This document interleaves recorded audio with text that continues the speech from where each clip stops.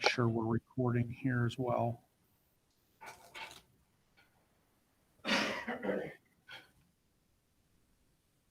it's not catching.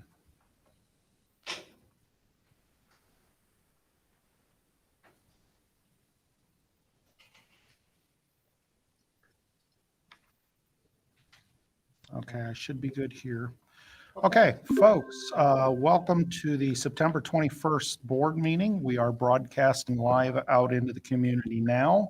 We are also recording this meeting for future use in case something happens with our live stream. If any of you watching right now are interested in following along on the agenda, it is posted on our website. And then, of course, all of this, like I said, will be recorded and then available on our website, hopefully tomorrow. So that being said, Dr. Swap, everything's yours. I'd like to call over the Bradford Board of Education September 21st meeting and stand for the pledge.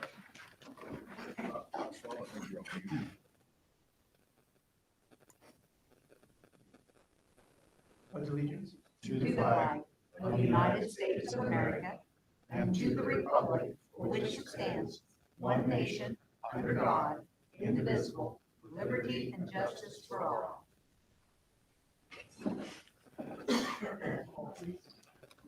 Dr. Swab. Here. Mrs. Brewer. Here. Pastor Reindl. Here. Mr. Biesecker. Here. Mr. Manuel. Here.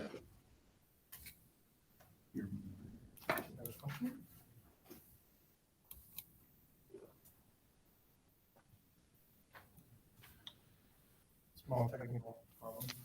Very much. We're ready to go. I'd like to welcome everyone here this evening, and this meeting's broadcasted as well as in person in room 404. Next we have is reviewing the agenda and approval of our minutes. Do we have any additions or deletions to the agenda that's published? Hearing none, do I have a motion to approve? So moved. And a second. Roll call for approval? Pastor Reindl. Yes. Mr. Biesecker. Yes. Mr. Manuel. Yes.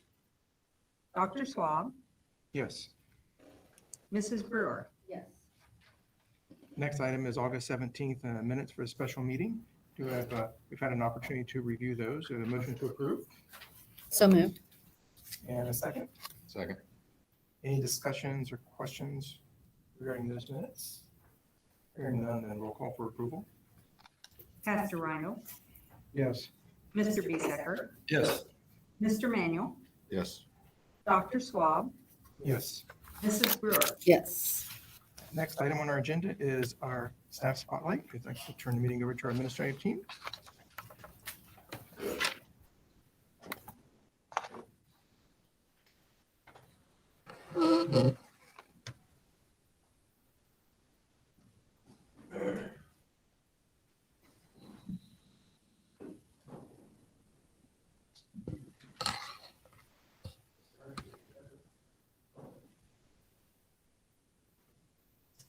This month recognizes the third graders. The first one we have here is she moved to Bradford. Mr. Willie writes, I would like the Bradford Board of Education to recognize Zoe McCarty for her hard work, ethic, and willingness to help others. I teach math and social sciences, so during class, she always on task and doesn't have to hard work out to him. When I ask the class a question, Renee's arm is always in the air. She also has amazing passion for work by helping her peers. If someone needs help walking in different with her answer a question, and count on that. She also does a great job following and demonstrating my classrooms. Zoe is an exceptional student and deserves to be recognized for her hard work. She's a nice addition to our student body.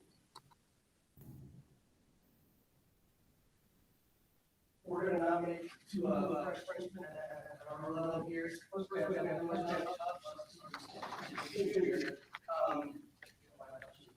she is a junior, as a middle school student, she kind of sat back and proud a little bit, wasn't necessarily, leadership not really coming out of her. She's matured, she's doing a phenomenal job. Mrs. Morris has nominated her. She's getting a lot of self-confidence. She's now a class officer, And, she's explaining her answers, but assignments, she's not hanging out with her follow-up, she didn't do and she's really coming to her own, as the other young adults and achieving her potential. So, very proud of Emily and how she's matured over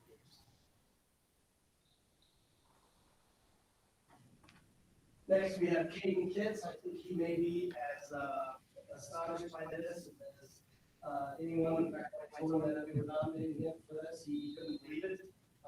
He was nominated by Mr. Bauer, a student that in the first month of the school year has shown great growth as a student. He has shown great growth with his stronger focus on academics and how he conducts himself. He's working hard to keep up his grades. What I've seen from him so far this school year makes me proud to be his teacher. Aside from caring or needing about our grades, I've also been very impressed with his ideas to have a little bit of silence, literally focusing all on soldiers from Afghanistan. So keep up the great work, King, every single day. So King has been amazing this year. And it's been amazing. Yeah, and we've seen so much leadership with him, always cafeteria, on the bus last week. It's just been phenomenal. And he's great. I'm gonna put it back.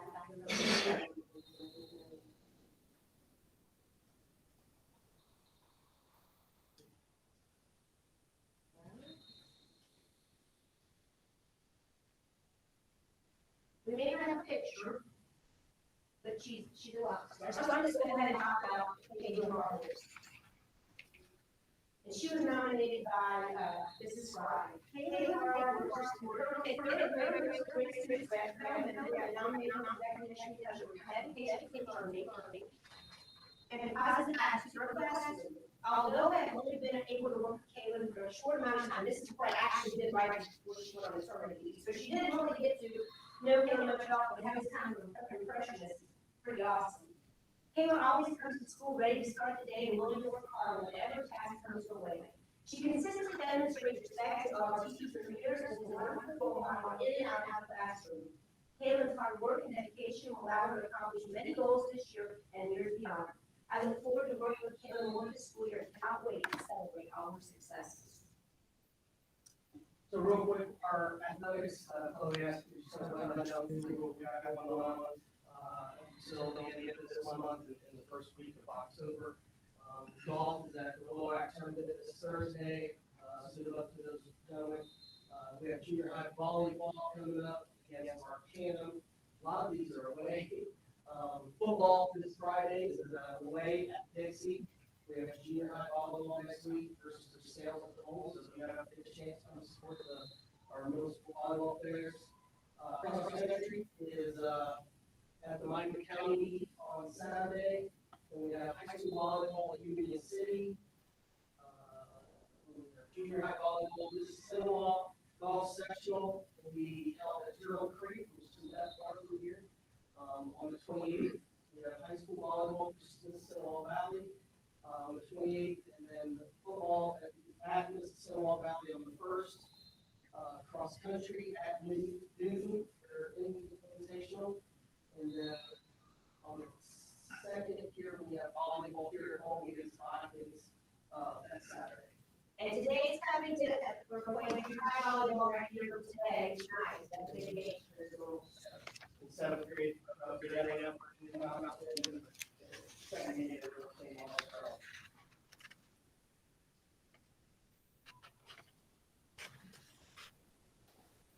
Another part that we have senior night for volleyball is Dixie on the 5th. The Buff and Tough bonfire that we're going to do prior to homecoming on the 6th. We have a homecoming game against Coon Valley South that Friday. And then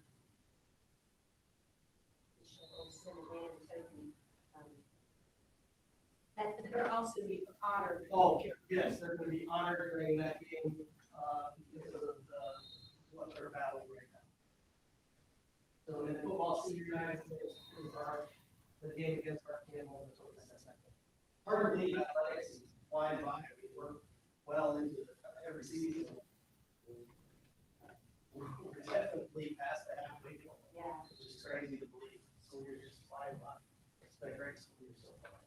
Landon Toby's home. I got to see Landon the other day because we did like a little auction to get some help for the family, and it was good. He came out on the porch. He greeted me. It was the day he got to come home. He was amazing. So we just got to keep our prayers going and everything is turning out okay.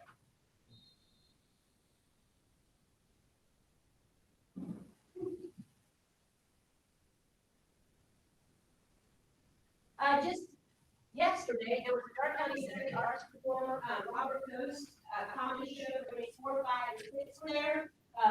I wasn't able to attend, but it looks like they had some fun activities that he was able to do for his comedy show. My husband actually, his wife, he doesn't want to Red So Left, Mr. Doggers, and actually went. Yes. So we appreciated Dark County Arts to provide the performance that they didn't know be able to see. We had Spirit Week, the week of the 13th to 17th.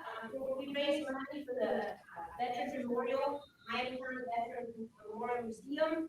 I'm dancing with Dancing with the Stars. We raised money. And they raised $500. They get to see me dressed in a monkey costume and dance for them. And they now already, just counting the actual dollar bills, has $268. And that's without counting any of the change. So the kids really came through. They're going to come from the museum to do a presentation at Veterans Day as well and receive the check for the amount of money that the kids raised. I just like everybody else. So it was been amazing because it just brings so much cheer to your heart to know that we can be together again. Having said that, this is one of the reasons why I said that, because we had a little cheerleader night, and it was a great success. I see all those little cheerleaders out there. I had a video of them doing, hey, girl, do your thing, and switching, but I didn't know how to put it on there. So I just put the pictures of the girls cheerleading. It was awesome turnout. I guess we wish every football game would be packed as that. It was a lot of fun. One of the things going on right now, our FFA chapter is sponsoring a Veterans Day. I'm going to tribute you to all of the veterans in the community. There's a link down here at the bottom, and you can see this on our website as well. If you're a veteran in the community, our chapter of the FFA would really like you to go on there and fill that out. We are going to be having a program on October 13th, or excuse me, on November 11th. The information that they'd like to have by the 13th so they can start making plans based on how many people do get involved in this. But if you're a veteran, please get yourself involved. We'd love to bring you in, have a breakfast, listen to your stories and really honor you for your sacrifices. So down there is the link. You go ahead and just click on that, and that will shoot it all the information right to Mr. Ballmer, our teacher.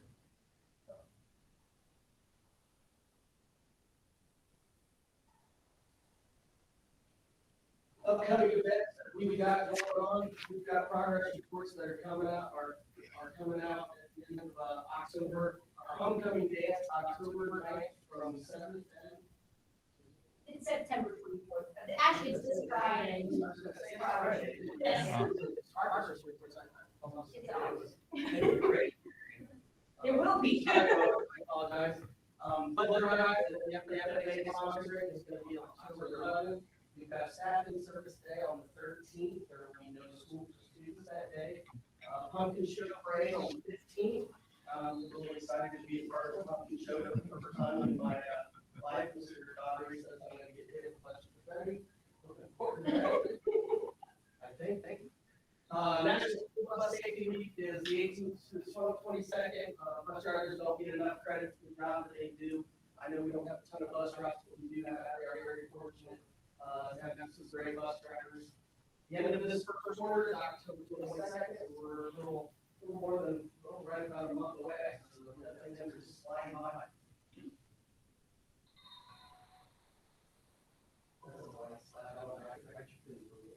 All right, now we turn it over to the first. Unless anybody has questions for the principals. It really has been great to start this year. I couldn't be happy. I didn't know what to expect, but I say it's It's nice nice to have Mr. Barr on administrative teams too. I have a couple pieces to add in before we get to my levy presentation. First of all, I wanted to do an update on COVID real quick. As of today, we have 13 positive students that have been identified this year. And it's been split almost exactly the same, 6 in the elementary, 7 in the high school. And then we've got 3 staff members on top of that that have been identified this school year so far. There have been a lot of talks about masks. I think eventually we're going to end up that way or remote if things get worse, obviously.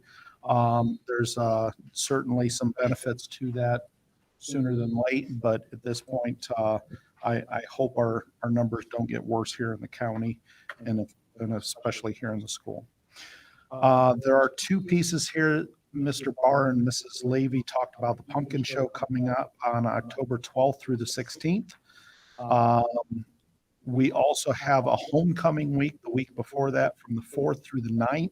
As a part of that, our student body supports a Buff and Tough presentation where basically the kids go out and they play a game of football.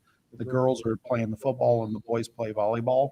Are the boys playing, or the boys are playing volleyball this year? Do we know that one for sure, administrators? Okay, so that one's not finalized yet. All right. But as a part of that, we looked and looked and looked, and traditionally these are on Wednesday nights because there's no other time that kids aren't playing sports. So unfortunately, we will have a Wednesday evening activity there. We are looking at possibly combining that with a homecoming bonfire that evening. And that would be homecoming / informational levy type of information piece that evening as well. So just wanted to give you heads up, and if there's any major conflicts, let us know right away and we'll see what we can do. But we would literally have to start canceling a few games to move that around so we can include all the kids. Now, on for the fun stuff. The levy information that I've got here for us today, there's a slide that I think got deleted here for some reason. In fact, I'm not quite sure. I understand how Google Slides work, but my slide looks a little different than what you guys are seeing, with just a few modifications, but nothing major. We have approved the November 2 election to put a 1.84 mil levy on the ballot. This will generate $1.7 million to be used towards athletic facilities and improving our facilities here in the district. This will replace an existing bond issue that will expire in December of this year. The idea, when Carla and I sat down and tried to figure it out numbers, we figured that this will not increase taxes for any of the community members here in our district. The idea was we were looking at how much money were people spending on the existing levy. When it expires, we wanted to continue that out because of the laws, the way they're written. We were not allowed to renew that levy, so we had to replace it with this one, and it will be for the same amount of money. That will be basically what will generate from the taxpayers of the community. What that means, and Carla, this one's your slide. This one's your slide. It did not show up on that slide. On the broadcasting slide, I don't know if you guys can see that on your computers here in the room, but there's a graphic of the millage. And Carla, do you want to explain that real quick? Well, I'd like to talk a little bit about this, and Mr. Hurst, I'm assuming that everyone can see this in the audience. We Yes. just aren't seeing it in here. Correct. Well, the purpose of this graph was to talk a little bit about what's happened with this past levy, and I dug through 23 years of levy history with this district in the building. And one of the things that I think the board was very considerate of was trying to think about how the public would perceive this and what was fair to the constituency and the public. And that was making sure that no one would be paying more dollars than they presently are. And so this was this was at the tail end of the levy. And so the millage has gone down, where in 2020, the millage this year is 1.97 mils. And if you look at it on this graph, the most extreme right position shows the 1.97 versus the 1.84. What's ironic about this is if you go back to 1998, which is when this levy began, it was actually at 5.2 mils. So I think the board's consideration and the discussion was very thoughtful about where people are today and that they're not impacted. So if you can see this graph, you can see that actually there was a lot higher millage over the years than what is showing up today. And essentially, when you do the calculation on this levy will cost someone with $100,000 home $64.40, which is 17 cents a day. So the about a third of the levy will be funded this way, and there's alternative ways to fund the rest of it, as we talked about in a prior meeting. But the whole purpose is to try to get something accomplished, something that'll have longevity in this district and something that will serve the purpose for a lot of students. So with that, I will turn it back over to Mr. Hurst because he has lots of information on the track project. All right, obviously this track project began many, many years ago. In fact, I remember this board asking me questions about how I can get the track project moving when I started here a little better than 4 years ago. So we're at the point where I feel like we're moving forward with it. We have hired an architect to revise our master plan for the site. We have been meeting with vendors on design builds to try to get an idea of what it would cost to build just the track, for example, or just this portion or that portion. The prices are still being put together because obviously after we go out to bid, we will be able to find out how much each one of these pieces is going to cost the district. So we won't know those final prices until those bids come in and we start accepting those. And then, of course, we talked about potentially splitting this into 2 phases. The first phase would be the track and the football complex, which would include all the irrigation, hopefully the lights, the stands, everything that would deal with hosting a track meet in a full 8-lane outdoor all-weather facility, along with the football field with the stadium lights, the stands, irrigation, those type of things that go along with it. The second piece, depending on budgeting, and I still feel comfortable everything's going to come in here and within our budget, but talking about different buildings.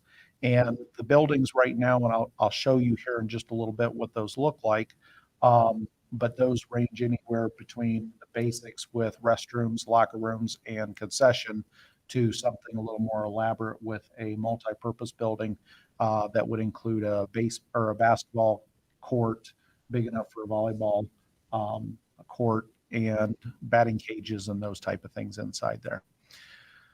So the original plan from what we could find in 2006, and it was weird this was dated 2006, but this rendering is 2006 with the track behind the building here. All of this looks very similar to what we're looking at, and I'll show you the new rendering here with the next slide. But there are a few pieces of this with the tennis courts, the basketball courts outside, and this field house that will be deleted out of this or revised.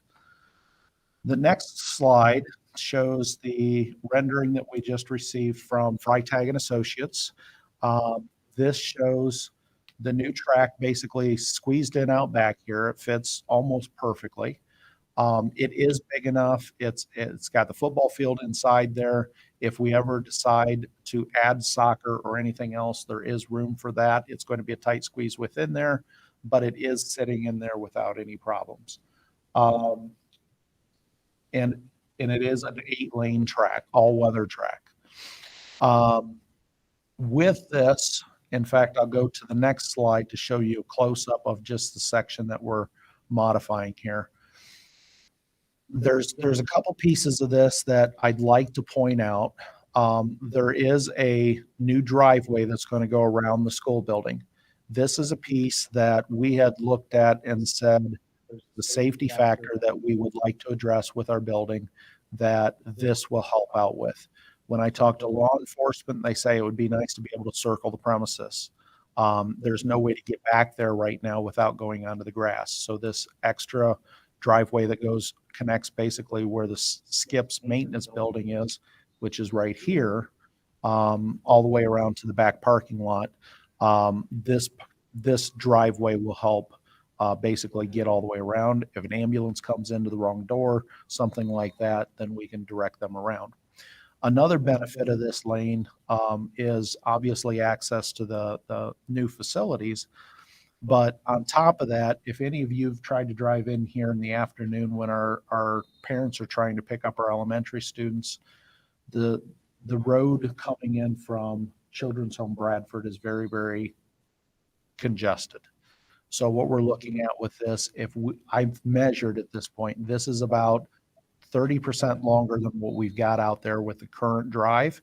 If we have our parents come in with this new driveway and come around in the parking lot and stop right here at this intersection going into the other piece of the south lot, this piece here would get everybody off the road and still keep that back road open for in and out traffic for anybody coming into the district at that point.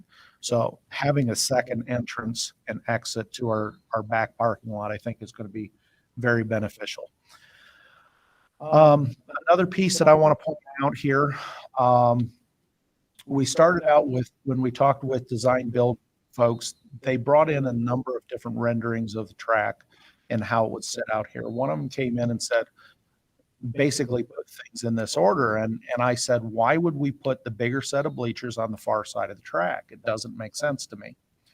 So after we sat down and talked, the idea is the sun sets in the west every day. If you're sitting on the east side of the track and you're trying to watch a football game, it's very difficult to see with that sun glaring in your eyes. The wind, also a factor. Now it'll be mostly at your back, not all the time, obviously, but it would be more so at your back sitting on this side of the track. So after they started saying this and after I digested it for a while, it seemed to make more sense to have the bigger set of bleachers on the far side of the track. It's a little unorthodox. I thought to be able to walk around to the far side, concession stand would be on the visitor side. But after hearing stories, especially the last couple of weeks here, our facility across the road had the home side away from the concession stand at one point. So I guess it's not as unorthodox and unaccepted as what I thought it might be. So hopefully that's not a big deal. There is a piece up here. I'm going to transition to the bus barn, which is located in the top right corner of the screen. We currently have 6 school buses in our district costing about $96,000 a piece. I hate to have those sitting outside, and with only 6 of them, it would cost about $100,000 to put up a barn out there and protect us from the weather and hopefully cut down on some of our maintenance costs and increase the longevity of those barns. And hopefully that $100,000 investment would pay for itself over the course of its life. And then the last building here that we're talking about is this multi-purpose building. Within that, that's there just to the east of the track as you're looking at it.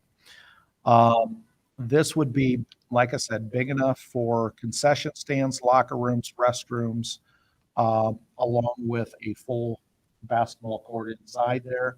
I'm not promising a lot of space for bleachers, but hopefully a place big enough that we could have some practices, have an extra area where people could go out and use that area. I also hope, and this is me talking out loud, but I hope there's enough space to increase our size of our weight room. Move it out here where the community can use it more often. People could actually rent that space out, could rent the basketball area out. We'd have a kitchen space out there where the concession stand is. So there'd be facilities there where if somebody were to want to use it for a party, a wedding reception, something like that, a dry party or a wedding reception like that, we would have that availability there. So these are the pieces as a part of our big puzzle. And if we can pass our 1.84 mil levy in November, I believe that the budget's going to allow for all this, but obviously we've got to find out where those numbers are before we can make any concrete promises. We would like to start breaking ground on the track itself in the spring.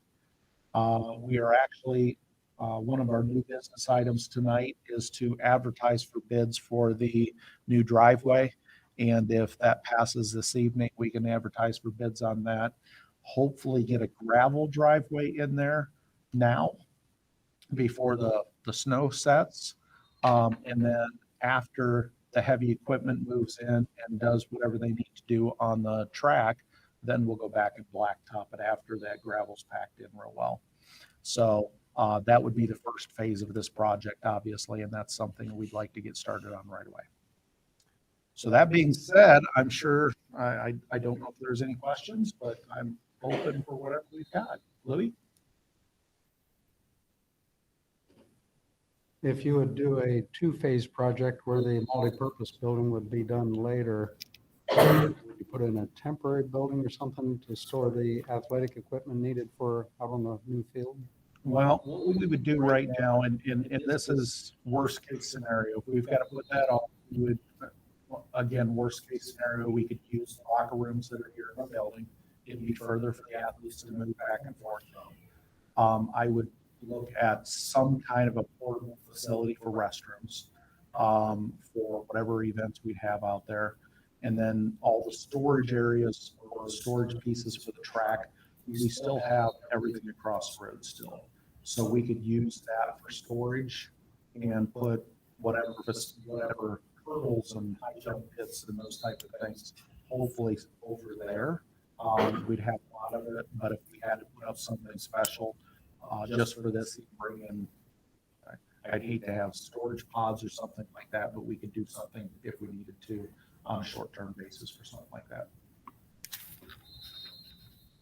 And we did talk about additional storage area, especially with the bus barn.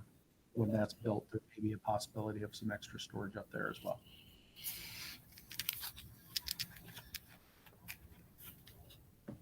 Other questions? When do you expect to have goals back on track?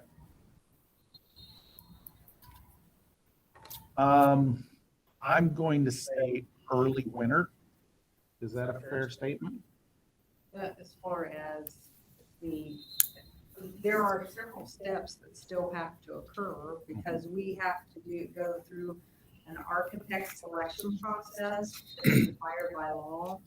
And even though we have someone doing the rendering, that's not necessarily who will do the final design. That has to go through a process. So once that's executed, which I think should be sooner rather than later, we talked about it and we just didn't bring it to this meeting tonight. We probably will at the next meeting to get that process started. Is a lot of that contingent on this bill passing, this levy passing? I'm guessing it is. It would. If the levy doesn't pass in November, I mean, that kind of pumps the brakes on everything.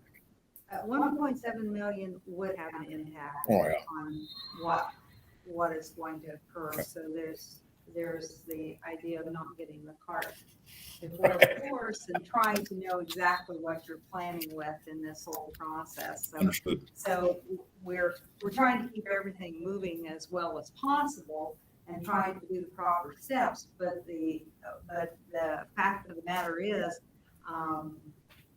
a third of the major project is still hanging out there until November 2nd. Correct. And then there's work to be done after that. There is a lot to this process to get it accomplished, but I think from what I've seen, it's working very well. Everything's going along very well. And I think there's some positive things to it.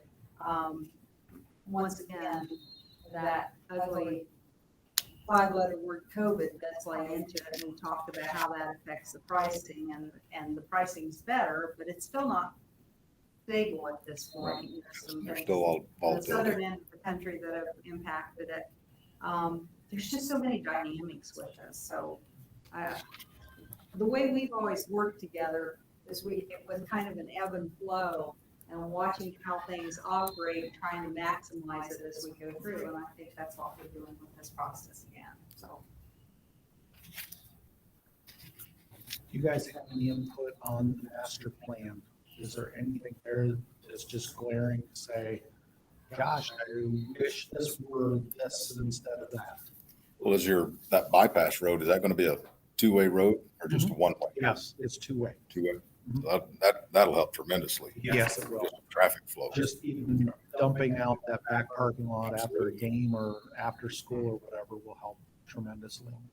That's actually tentatively a 24-foot width and approximately 500 feet in length. So it should have a considerable amount of help to that. It's just a realistic approach to safety because most of the schools that I think we've both seen have ingress and egress all the way around the building. So if you have a fire, if you have an incident, if you have anything, you've got protection for everybody in your building.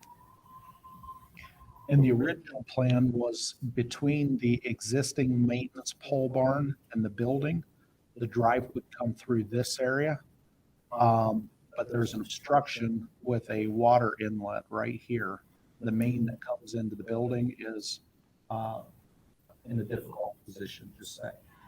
To be able to get 2 buses through there without scraping anything would be very tight. So this was the next, I believe it turned out to be a very good option, but there is a mound of dirt between the maintenance building and the edge of the property, which would be back up here. So there is going to have to be some earth moving, come in and move some of that soil out of there before we put that in. But it was a cheaper and in this case, I think even a better solution than bringing it through the other way.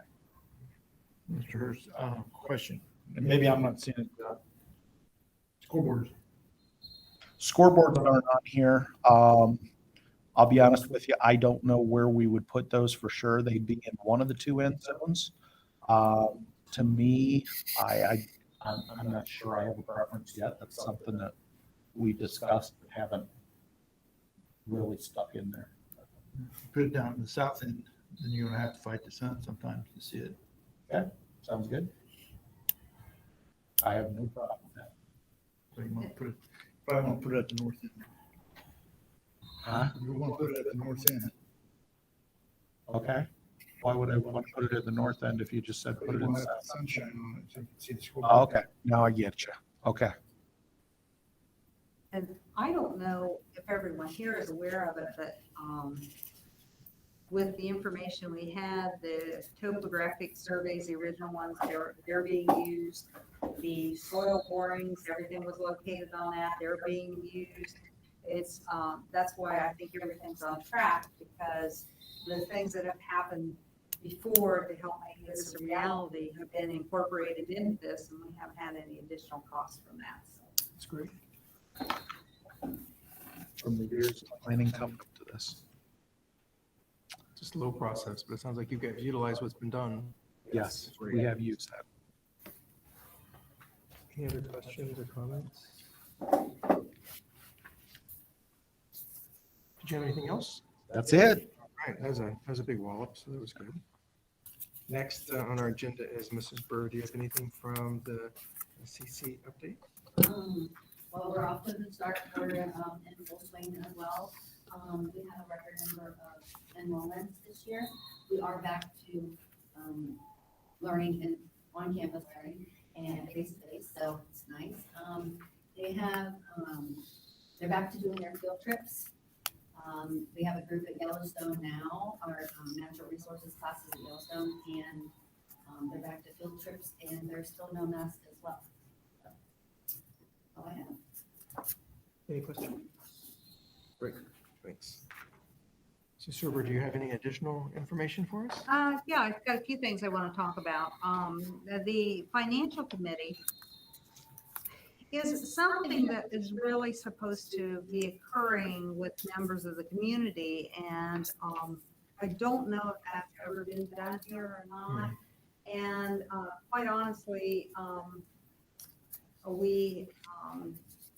our board member who passed spent a great deal of time asking a lot of questions and really, in essence, worked as a very good finance committee on his own. He was very much on top of the finance. And I'll have to say I miss that in some respects because it was, it was an opportunity to enlighten. But I think it's a good idea to have a finance committee. I think it's a good idea to involve a few people in the community. They can be your advocates when you have things going on, and I really think it's a positive. So I would like, with your permission, to talk to a few people that I think would be knowledgeable in town and try to get them involved, where we meet once every couple of months and discuss maybe some financial issues. So I wanted to bring that to your attention because every time we have an audit, that is one of the first questions. Do you have an audit committee? How often have you met? And I couldn't answer that favorably this year, and I don't like to have questions that I can't answer favorably. So I think that's just something that we need to do. The federal grants, on another note, are going along very well.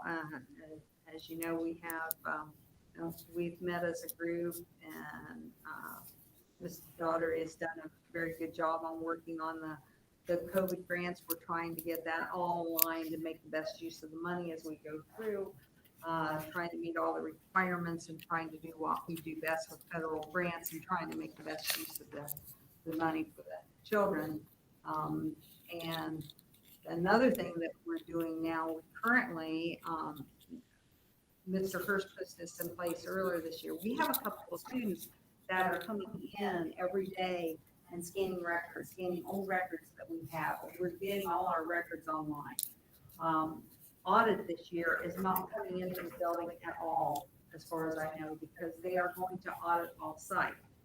That's been great in some respects and just terrible in others, because that means that absolutely everything they look at has to be scanned, and some of it has to be in a secure portal. And those are things that I've been dealing with the last few weeks, since they told me on September 7th they were starting. So that's a mixed bag at this point, but I do think that getting records all online, getting them so we don't have as much space taken up with old records is going to be a positive, and I think it makes us much more efficient, and we keep working towards that end. And the last thing I want to talk to you about, I'm working on the 5-year forecast. We'll have to have that approved in November.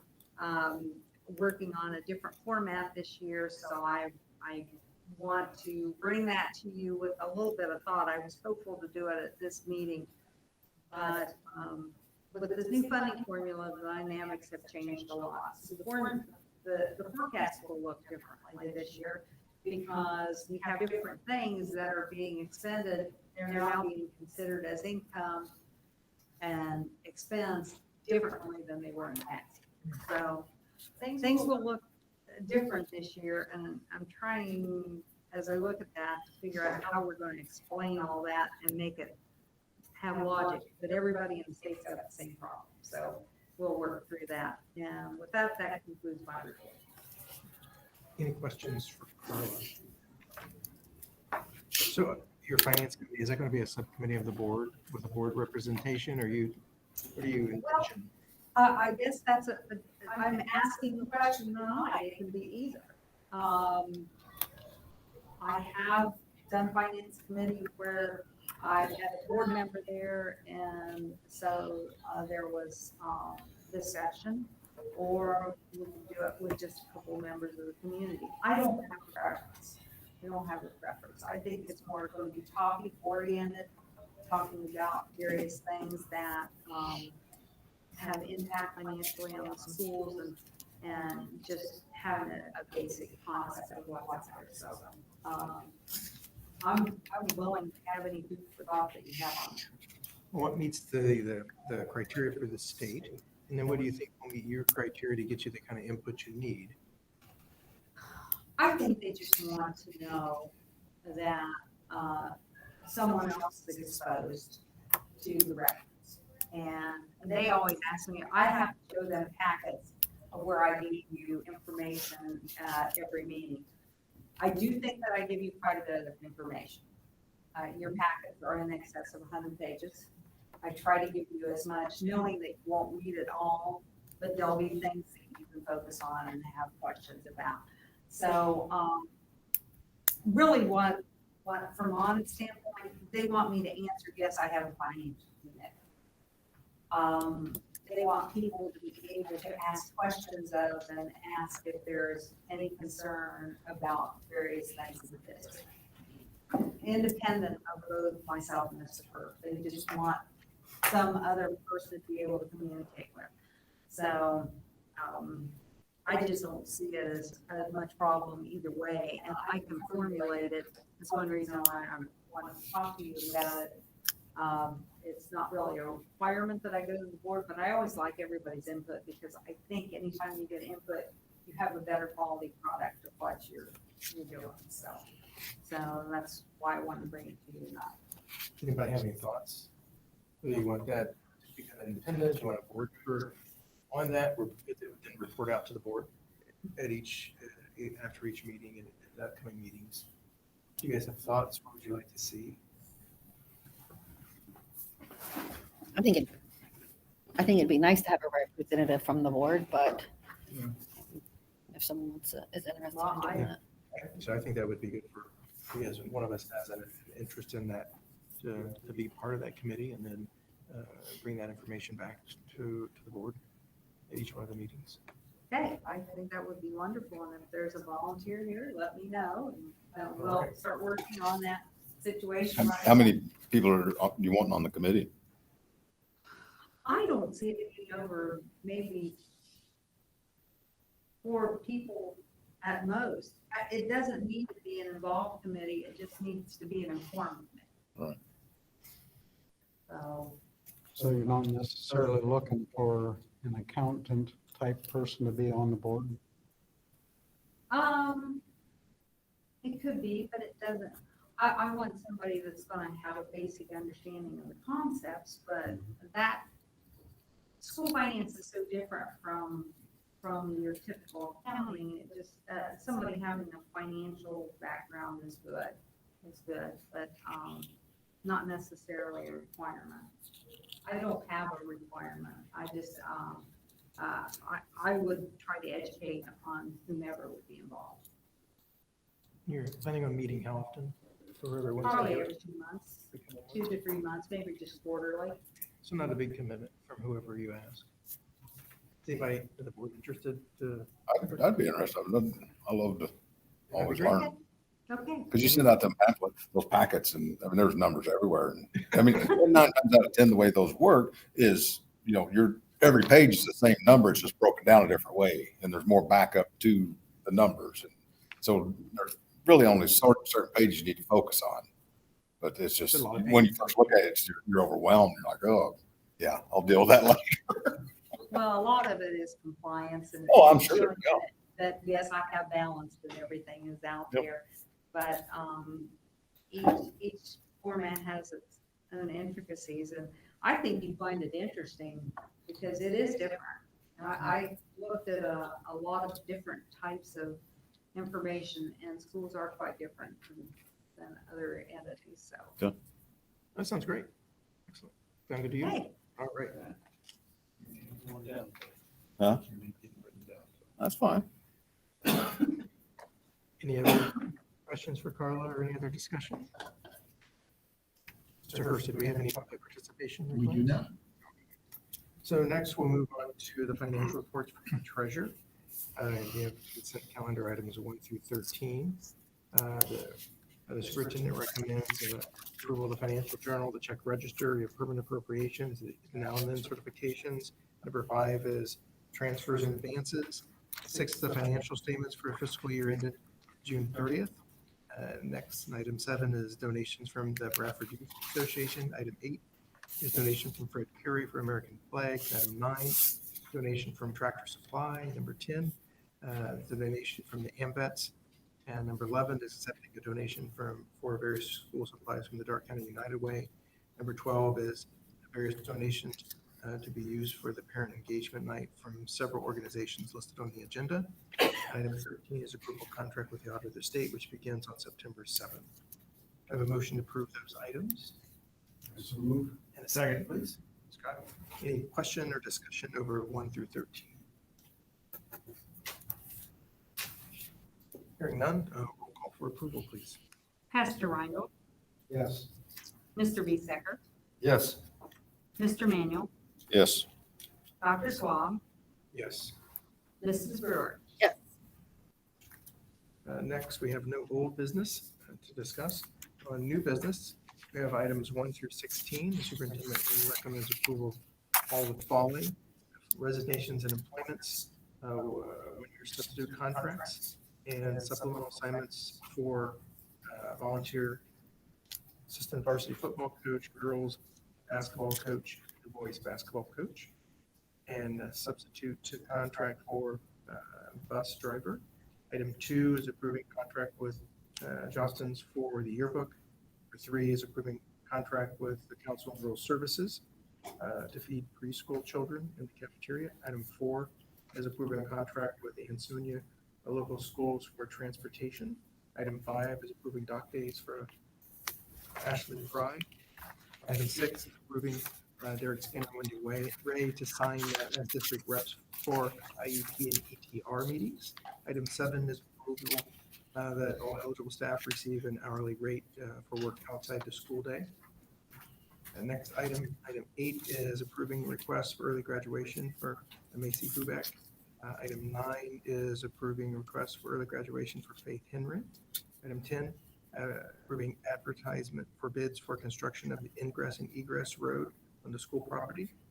Item 11 is approval of repair of various sections of the roof awarded to Kramer for $29,810. Item 12 is collaboration with the Miami County ESC partner for Business Advisory Council.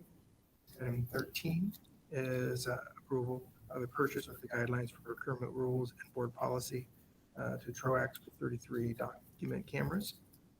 Item 14 is approval of a purchase with the guidelines for procurement rules and board policy for Troax for Chromebooks. Item 15 is approval of the amendment of the contract with our county ESC for additional days of speech therapy. And item 16 is approval of a contract with our county ESC for OTPT services. Do I have a motion to approve the above items? So move. And second, I'll second.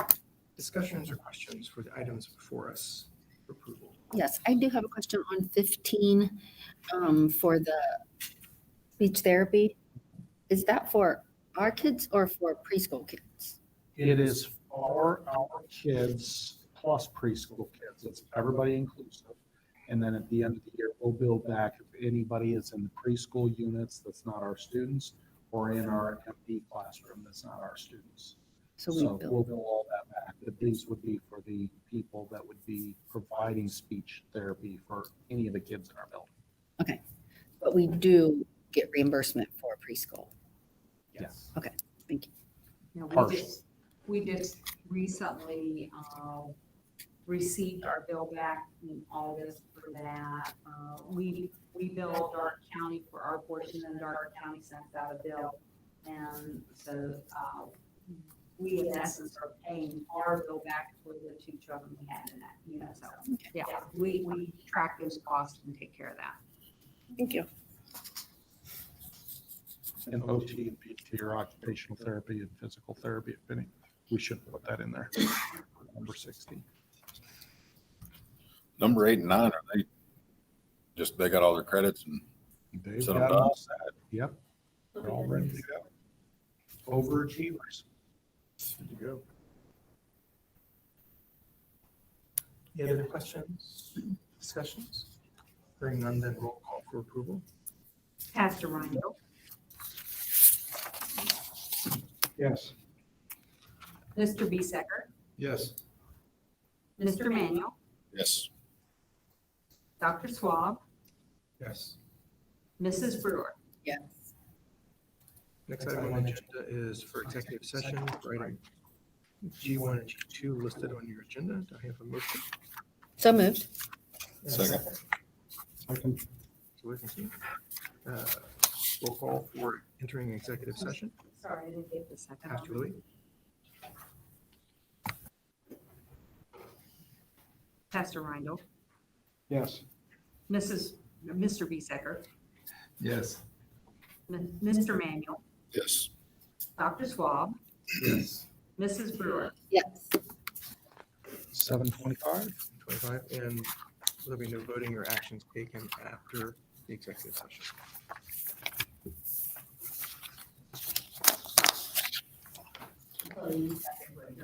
Look there. Thanks for coming. Shall we go across the road so we don't have to worry about? You act like you're tired. That wasn't a go. You act like you're tired and old. You're 50, girl. I'm telling you. Not the same. You're like. You're like, well, it wasn't approved before, you paid to do that, right?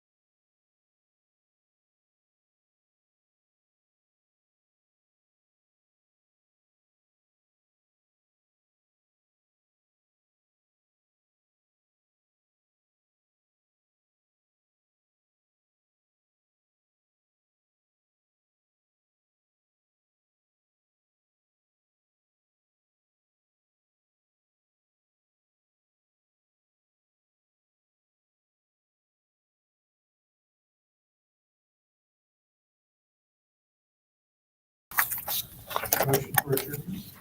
So moved. Second. Roll call for adjournment. Oh, I didn't get it. Who was the, I got Maria. Pastor Levy. Okay.